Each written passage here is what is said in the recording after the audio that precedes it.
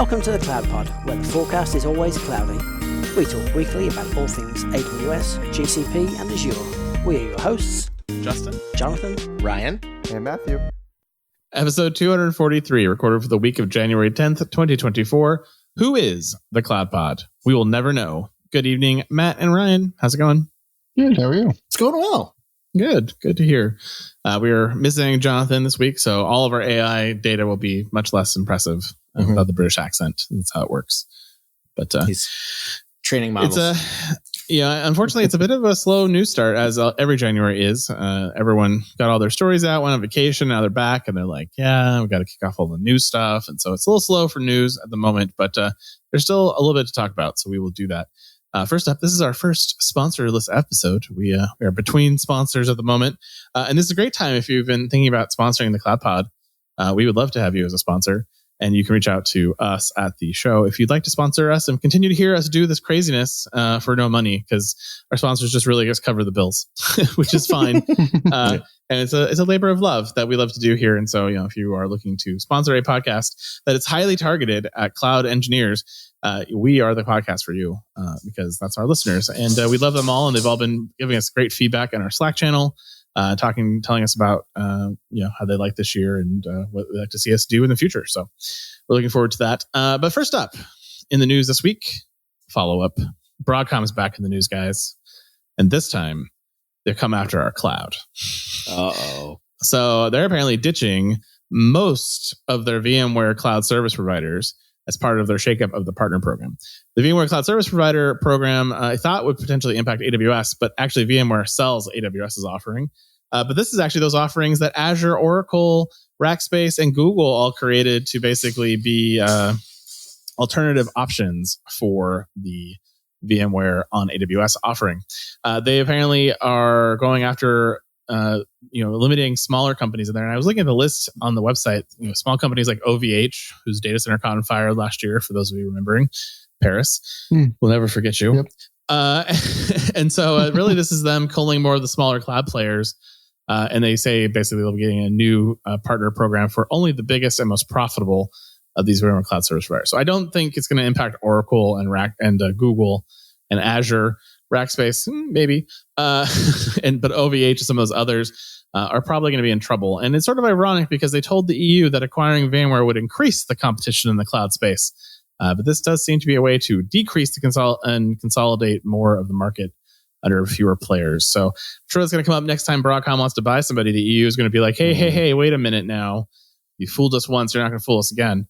But this is bad if you're on one of those providers that's not going to be part of the program, because they only have until March until the program expires. Oh, they really need to give them a lot of notice too. Yeah, I wonder if this is just going to be like new sales or something, because that seems very short notice if you're on VMware as on one of these smaller cloud providers. That seems incredibly risky. Yeah, I feel like they have to have something lined up, or let me rephrase that. I would assume / hope they have something lined up, because otherwise they're going to really piss off a lot of people. Yeah, I mean, they got to have some plan for those companies, but maybe they're not that big, and maybe it won't be that big of an issue. But I would assume they're going to. I would assume that you're not just signing a contract for a 1-year deal. I imagine you sign a multi-year deal if you're going to be a cloud service provider making this part of your offering. So it's probably, like you said, new sales. But don't be surprised to hear from your vendor that they're going to be making some changes in their infrastructure soon to move to other VMware competitors. Yeah. I don't know how they do it otherwise, unless they looked across their entire sort of deployment. And so these are all DR sites for migrating VMs in case their main site goes down. Yeah, that'd be interesting. Yeah. Well, another news that kind of was surprising for the week, HPE is buying Juniper Networks in an all-cash deal valued at $14 billion, which will double the HPE networking business. HPE will be paying $40 per share. The close prior to the announcement was $30.19. The transaction will apparently strengthen HPE's position as the nexus of accelerating macro AI trends, expanding their total addressable market and driving further innovation for customers as they help bridge the AI native and cloud native worlds, while also generating significant value for their shareholders. Juniper CEO Ram Rahim will lead the combined HPE networking business, and the deal should close late 2024 or early 2025, assuming that they can convince everybody that this isn't making a bigger monopoly that already exists. So, a couple of the articles I said is all about AI. Apparently, Juniper has an AI Mist program, which I love, Mist. Mm-hmm. But that is apparently the big crown jewel of this, which is interesting because when I go look at the website, all I see is that it powers their AI ops capability and a bunch of their SD-WAN intelligent routing, which I would definitely not call AI, but maybe ML under the badge of AI to make money. I don't know. Yeah, it is pretty funny. I mean, Mist is sort of a synonym for vaporware, so it's funny by itself, and then you read a little deeper into what it does. You're like, eh. And then it's like, okay, so they're just touting this because they wanted to put AI in the news feed. And look, we're AI too. We're good. We're just because we've been around forever doesn't mean we can't be cool. Well, I mean, Rami Rahim would basically tell you that their multi-year focus on innovative, secure AI native solutions has driven Juniper Networks' outstanding performance. They've successfully delivered exceptional user experiences and simplified operations, and by joining HP, I believe we can accelerate the next phase of their journey. In addition to this combination, it maximizes value for their shareholders through a meaningful all-cash premium. That sounds like AI to me. All-cash premium. Mm-hmm. Yeah. Nice job selling the company. I hope HP doesn't sort of torch, Juniper. I do like their access system. They were the first sort of big network provider to offer API driven interactions with their network gear. And, overall they've been sort of forefront in automation space, but yeah. I mean, HPE has really been all about Aruba, which is kind of your big competitor to Cisco Meraki. Mm-hmm. So, they have Aruba access points, they have switches, they have SD-WAN through Aruba and the networking system. And then they have a bunch of GreenLake stuff too, if you're running their on-premise cloud solution. It's sort of funny to me though, going to their website and checking it out. Cause HPE has owned a lot of networking companies over the years. 3Com was one that they bought at one point. There's not a single picture of a switch on this entire networking website. Kind of makes me sad, just a little bit. I mean, if you go into actually Aruba switches, you finally get a picture of a switch. But the main landing page for HPE networking, no switches, no routers, nothing, just there. It's all in the cloud, man. You don't need any of that stuff anymore. So I just loaded the HPE acquisitions page on Wikipedia. It is long, and I am shocked at how many different companies they've bought in over the years. I mean, are you looking at HP or HPE? Because it pulled HP. Yeah. It automatically pulled HP. Though I forgot that they bought Nimble, which was a storage vendor I used years ago. I remember Nimble. Nimble was was an interesting company, and there was a lot of really interesting. That was their consolation prize, and they missed out on buying 3PAR. I think wasn't that the gist of it? I was on their customer service council because I was their second sale in the Boston area at the time. Actually, I think HP did buy 3PAR. It was Dell who had to go for. Anyways, very complicated. HP acquires 3PAR 2010. Yep, that's right. Funny. I was just looking. They did 4 acquisitions in 2023. A company called Pachyderm, which violates everything about fuzzy animal software for me. I don't buy software named after mammals. But apparently that's open source reproducible AI software. What could go wrong? And then they apparently bought Athonet, a private cellular technology, Axis for security services edge. Wow, that's a terrible name. Platform, and then OpsRamp, which is an IT operations management software, which I'd heard of once or twice but never actually used. Fascinating. Yeah, I don't know anything about any of those companies. I mean, Pachyderm, it's mammal. It's a no-go. That's my I thought rule. it was only furry mammals was the rule. It's mammals in general. I mean, furry creatures is where it starts, and then mammals is kind of the general. Because I had to cover orca, and that's not fuzzy. So I had to expand it to mammal because I won't buy orca either. Yeah. Gotcha. But yeah, so no, I started this back in 2001. I had Panda Antivirus at a company, which none of you have heard of. Ooh, and it was terrible. No, I've heard of it. It was terrible and caused a ton of outages. And I said, I refuse to buy software named after fuzzy creatures anymore after this. And, ironically, it's just kind of one of those dumb rules that I made, but it's worked out every time. Every time there's a fuzzy creature software company that comes out that, has software that they want to sell me and I don't buy it, they get them going out of business or getting bought. And so I'm just going to stick with this rule for my career as long as I can maintain it. Panda is a WatchGuard brand. They still sell it.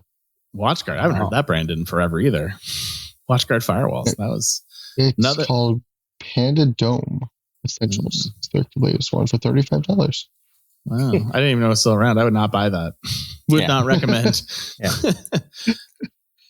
That's anyways, a little tidbit about me. I don't buy so if you're a vendor and you're listening to podcasts saying, hey, I can sell Justin on software. Yeah, don't start with me if it's a fuzzy creature or a mammal. So, all right. Well, AI is going great, or AI is how ML makes money. Our favorite AI topic of the day. There's apparently now 12 startups vying to take down the mighty Nvidia, the maker of GPUs for the AI boom. In August, there were only 8 startups that had significant funding, and now there are over 12. So clearly, all the VC money has left tech and SaaS and enterprise software and ran right to AI. I've only heard of 3 of these companies, so not going well for them in the branding side or the marketing. And the only reason why I know who one of them is, which is Grok, is because that's the same product that X announced, and so that was kind of people complaining about them stealing someone else's name. Was against Grok. I have heard of Cerebras as well, who has $720 million in investment. And I'd also heard of Xtropic, which had $14.1 million. It's a lot of companies I never heard of. Cerebras, D-Matrix, Etched, Xtropic, Grok, Lightmatter, Madx, Modular, Rain AI, Sema.ai, Tenstorrent, and Tiny Corp. These will all become household names if they all are successful in taking down NVIDIA. Because I was just looking at NVIDIA stock in 2022, before the AI heyday. Their stock was trading at $120, and today it was trading for over $540, which is why you now know all the investment is going towards AI. Yeah, could have made a lot of money on Nvidia stock. I don't know how I didn't see it. Should have bought. And then we talked about it every week. You would think that we would know a little bit more than the average person.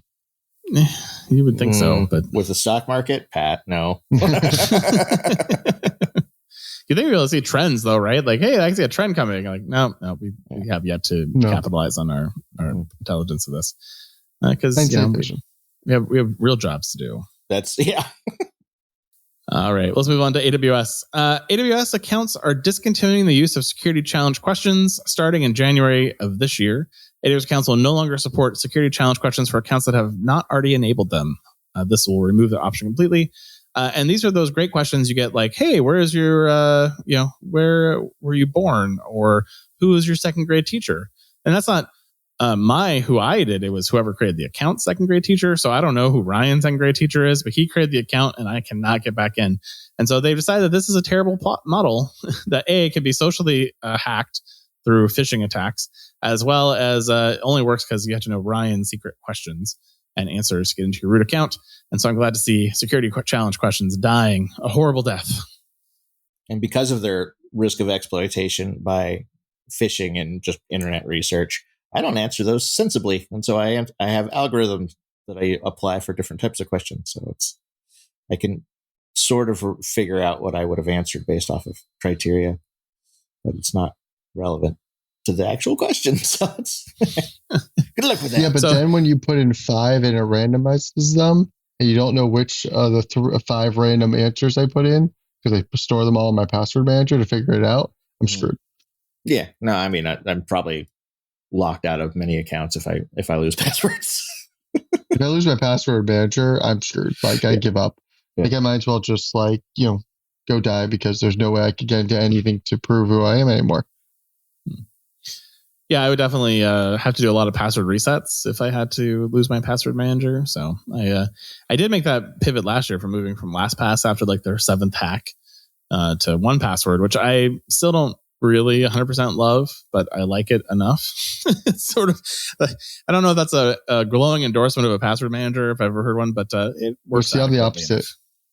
I actually really like 1Password, and I've had to use LastPass a few times pre-hack. And I can never figure out how to properly use it. I'm just, because I've been using 1Password for like 8 years now, and I love it. Like I made my new company buyout. That's good.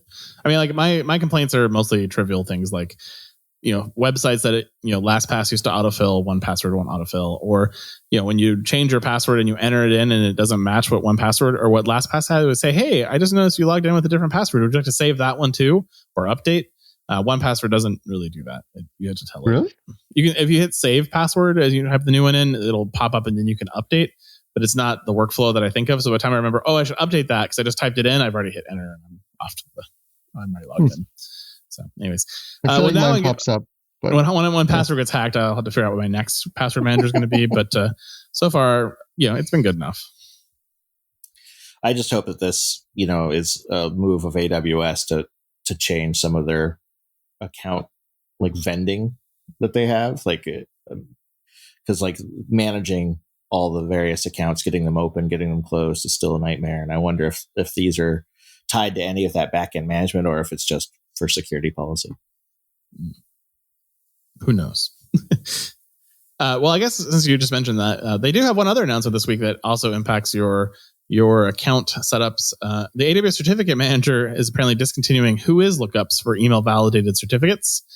Starting in June of this year, ACM will no longer send domain validated emails by using WHOIS lookup for new email validated certificates that you request, which thank goodness, because for those of us who use privacy, this was really annoying. And so starting in October 2024, ACM will no longer send domain validation emails to mailboxes associated with WHOIS lookup for renewal of your existing email validated certificates. However, they will continue to send an email validation to the 5 common systems addresses for the requested domain, which are administrator at domain, hostmaster at domain, postmaster at domain, webmaster at domain, and admin at domain. Now, admin and webmaster, yes, I have not used postmaster or hostmaster in decades. So apparently that's still a common one, though, but they'll still send emails to those, which is actually something nice to know. If you did not have access to your WHOIS, you would still get an email to those things, which is at least something. But my recommendation for everyone is just boot to DNS. Your life will be easier. You don't have to worry about emails being missed or things going terribly wrong due to email problems. Yeah, when email was the only option for this, like I had so many problems, because email would get caught in spam filters or, the 27 people that are on the list for admin at domain, like one of them would click deny and then the whole thing shuts down. Like it's just a nightmare. So DNS, you can do auto rotation and it's much cleaner. Yeah, I feel like I didn't really start to use ACM until DNS came out. Like I like the concept of it, but until it had a much better automated workflow via DNS, like it just was too complicated and not worth it because, like you said, there's too many ways it can go wrong. So, that didn't stop me from running as fast as humanly possible to it because the thought of not having to pay DigiCert or one of the other many ACM vendors out there was too great. So email was fantastic. We even created automation to auto accept the emails. I was like, it's a bummer Jonathan's not here. Yeah, Jonathan's not here to talk about it, but he built all of that at that company, and it was awesome. And then I remember the conversation in horror with the product manager who was in charge of that, and we told him that we had basically automated with a thing, and he's like, "Well, I assume customers might do that, which is why we never use fancy formatting or anything, HTML based formatting for the email." But he's like, "You really probably shouldn't do that," and we're like, "Yeah, we know." He's like, "Yeah, but it makes sense that some people want to automate it based on your scale and volume of certificates." So it still baffles me that Azure doesn't have nearly as good of a comparable service to ACM. Like they have it, but it doesn't work as well. Like you can't use it for like all the managed services. Well, I mean, Google had one and then they sold it, so you could have Azure sell theirs off. Well, it wasn't really it wasn't a CA product, right? It was domain register. Just domains. Yeah. I thought. Yeah, it was just domains. Anytime I can blame Google for selling that off, I'm gonna, even if it doesn't make sense. So just be prepared. Yeah. I'm curious. Like, do they have a certificate store? I can't remember if they do. Google, for certificate generation. I think so. I think they do. I see. ACM, real time firewall. Google Cloud. Certificates. This is great podcast audio. Certificate manager is what it's called. Yeah, obviously.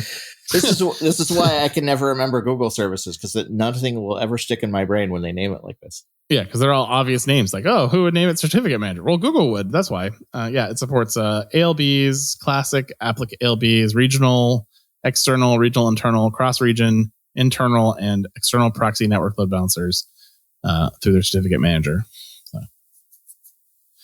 there you go. I mean, if you didn't have that in this day and age, I think it would be sort of crazy. I mean, apparently Azure though doesn't. Apparently Azure doesn't, right? Like, I mean, you just have to end up building your own or using something like Let's Encrypt, like, because it's gotten too crazy. Yeah, which customers love when you use Let's Encrypt, especially banks. Banks are like, you did what now? Yeah, we're not okay with that. Please don't do that.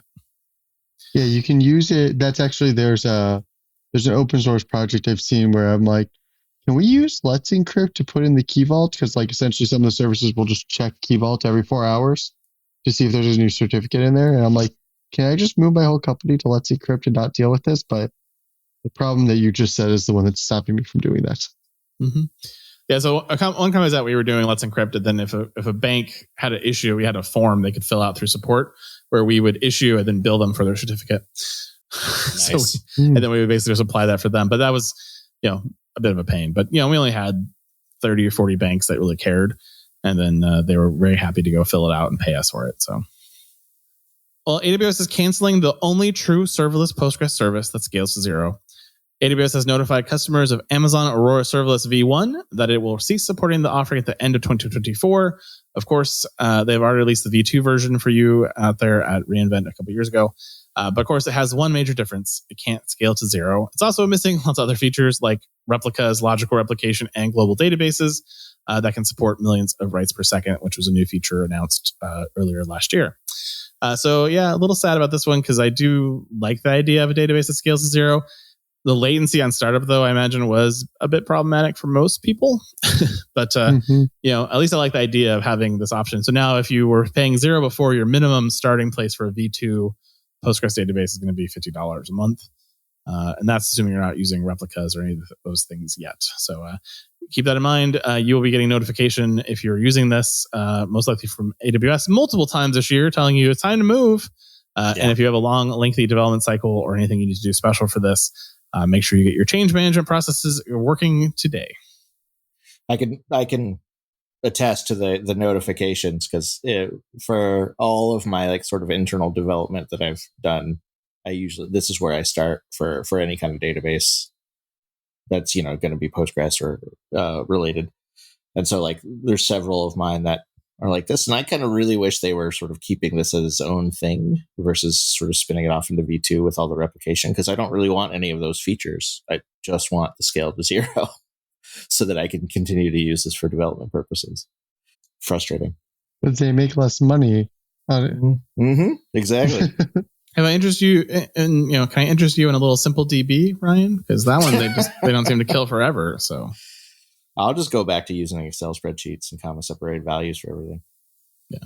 I mean, you could just move to, something that stores its data into S3, just an S3 database, or, DNS is a great database per Corey Quinn. So, Route 53 could be your database of choice. Yeah. Just shove it in. If I didn't have such a hatred of Athena, could use that. I thought you were going to say of DNS.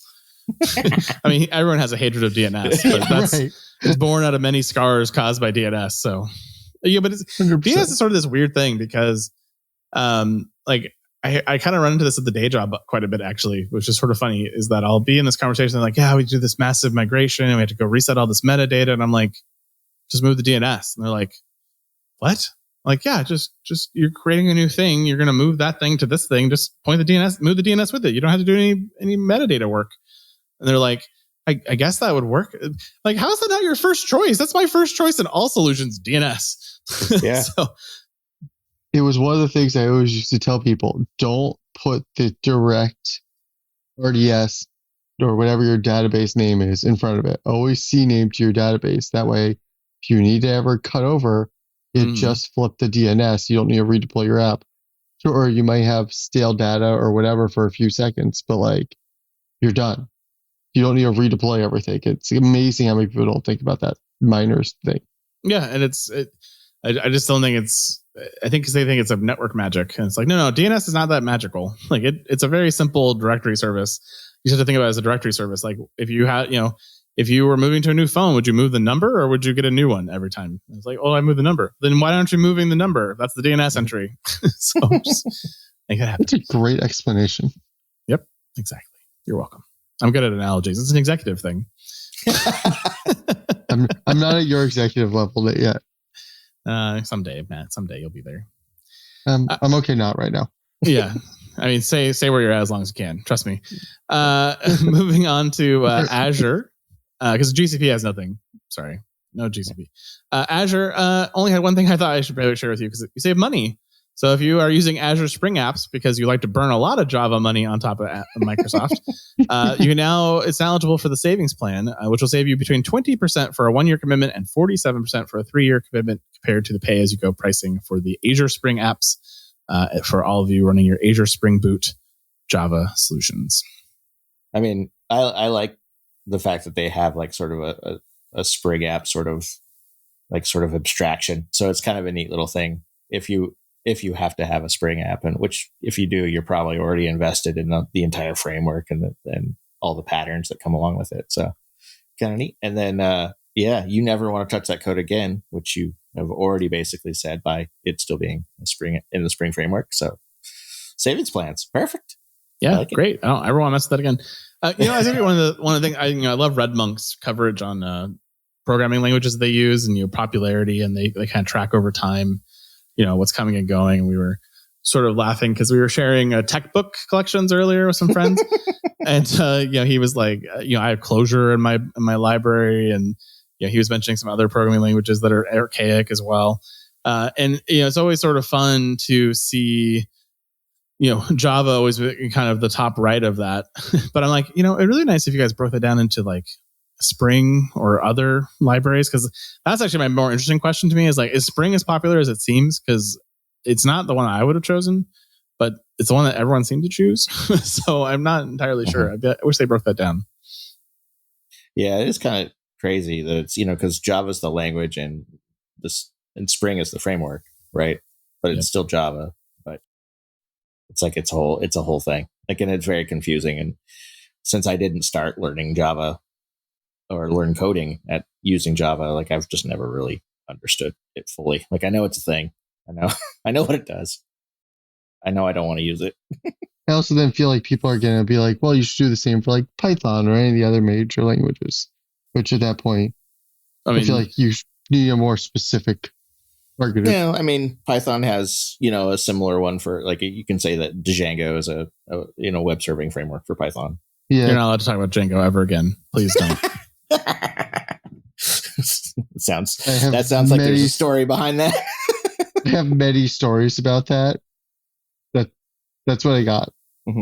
There's one other one that's and Python. Yeah. There's one other one too that's like kind of up there around the Django side. It's an e-commerce Flask. Yeah, that one's there. But there's another one for e-commerce that is also on my list of like, please don't ever talk to me about that again. Because I never. It starts with an M, I think. Magento. Magento. Thank you. Yes. Yeah, that was fun. That was one of my first projects. Was Chef deployments using OpsWorks to get Magento operational to scale on AWS way back when OpsWorks was the way to scale. I remember that. Yeah. Yeah, hard pass. I helped my buddy with his e-commerce website, and if he ever mentions Magento, I'm gonna have to just like drive to his house and smack him. Like, no, we're not doing Magento. Anything but that. Anyways, all right. Well, that is it for another fantastic week here in the cloud. Hopefully, actually, I know already because we're recording a little later than we normally do, and we see a little preview of what's next week. We have lots of new stories next week to tantalize the new year for you, all of you. So we'll see you here next week on the Cloud Pod for a much longer episode. Although Matt, I hear, will be missing next week. So it'll be Jonathan, Ryan, and I. Hopefully, if we can get everyone to herd the cats into the podcast recording room, we'll be good to go. So we'll see you guys all next week. Yeah. Justin, that's your job. Good day, everyone. Bye, everybody. And that is the Week in Cloud. Check out our website, the home of the Cloud Pod, where you can join our newsletter, Slack team, send feedback, or ask questions at thecloudpod.net, or tweet us with the hashtag #PoundTheCloudPod.